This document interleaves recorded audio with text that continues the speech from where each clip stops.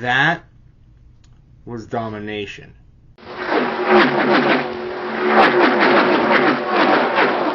Hello and welcome to Ripping the Wall. I am your host, Dominic Estes. Today, I will be breaking down and talking about the Sunday's race at the Las Vegas Motor Speedway, which Kyle Larson dominated. Kyle Larson led 181 of the 267 laps for this event, and there really wasn't anybody in his zip code today.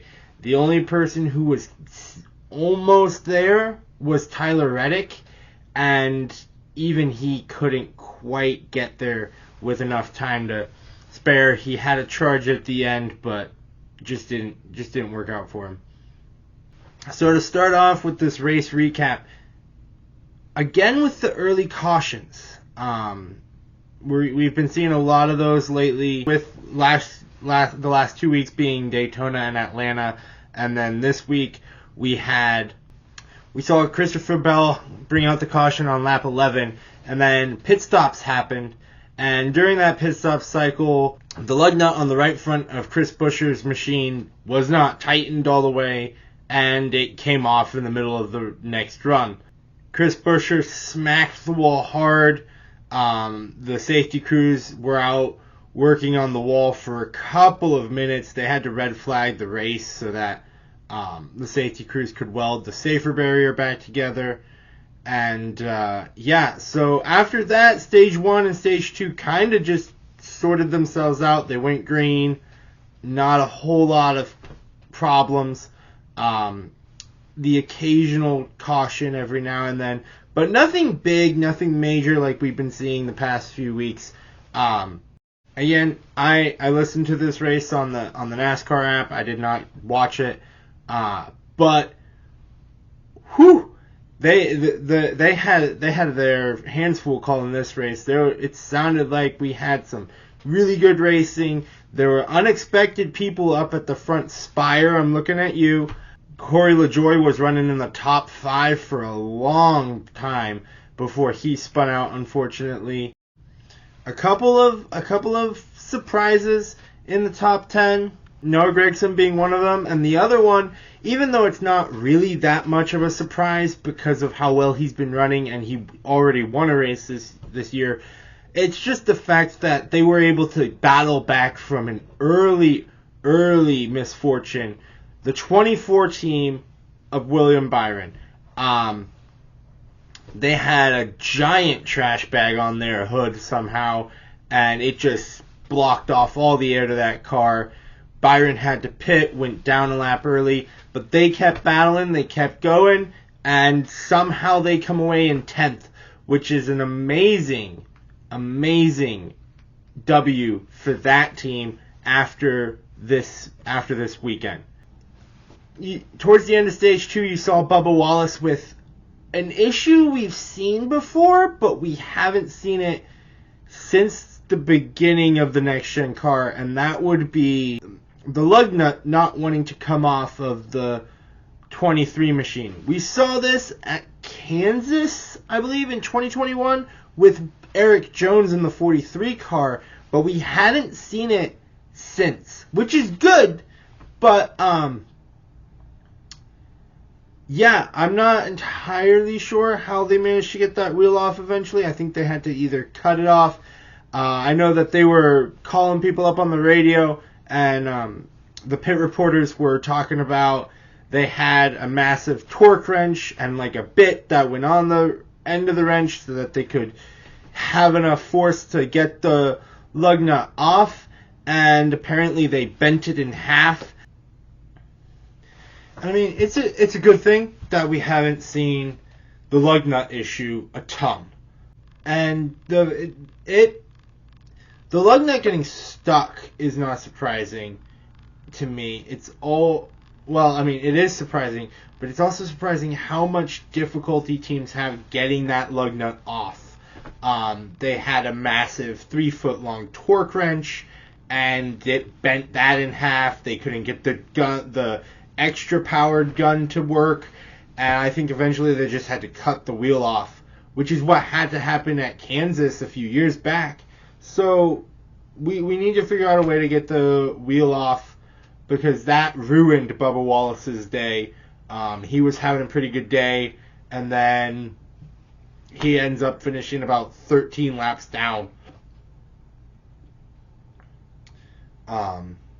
Or more by the end of the race, but by the time that segment had finished, he was 13 laps down, and that sucks because he was having a really, really good day, and it all just went downhill.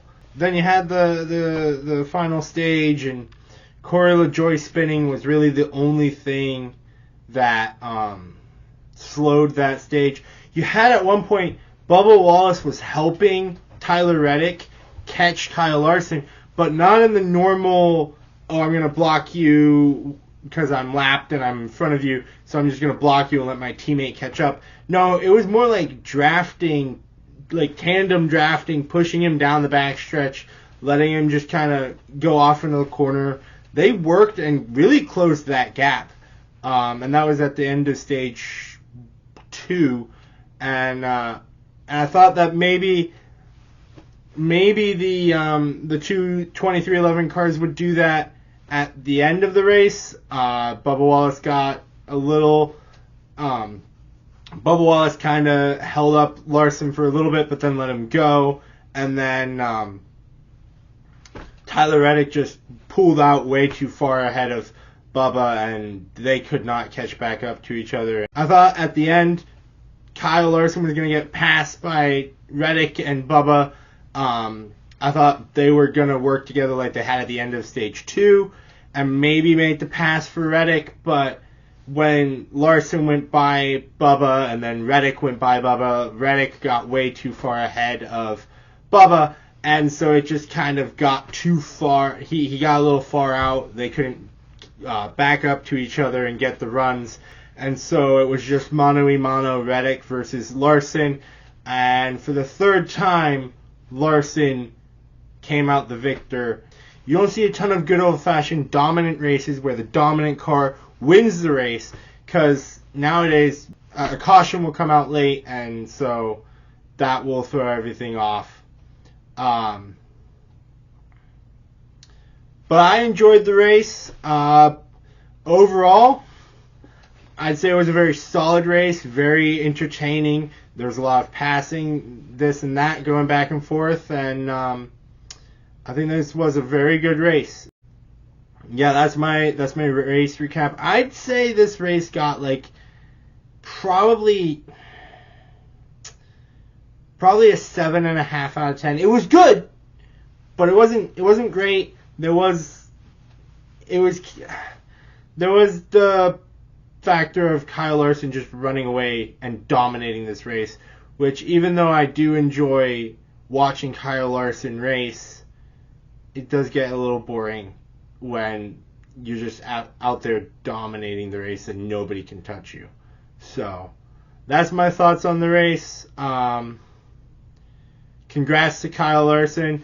Some congratulations need to go out to some teams that were unexpectedly good. Spire needs to get a shout out from me before we head out. So Spire's getting a shout out. They had a car in the top 5 for a long time. Noah Gregson finished 6th. Great job there. He worked through some stuff. Really led the pack for SHR today. Everybody else was in the 20s, which was weird. Ty Gibbs got a top 5. Good for him. He's getting a little bit better. He worked all day for that top 5. Carson Hocevar with the top 20. I mean, even though Spire was in the top 5 and then Corey LaJoie spun out, they still showed up and were very competitive. Eric Jones was up in the top 15.